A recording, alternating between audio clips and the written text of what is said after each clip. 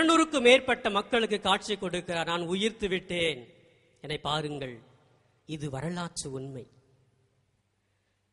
அதே போன்று லூக்காஸ் எழுதிய நற்செய்தி 24ஆம் அதிகாரம் 39வது வசனத்திலே எல்லா சீடர்களும் நம்பினார்கள். ஆனா தோமா நம்பல. இல்ல, நான் நம்ப மாட்டேன், அவருடைய விழாவில் என்னுடைய விரலை விட்டாதான் நம்புவேன். இயேசு வந்தார், வா ஓ விரலை என்னுடைய விழாவில் விடு. ஆண்டவரே என் தேவனே, விசுவசித்தார். இது வரலாற்று உண்மை. இயேசு உயிர்த்தார்.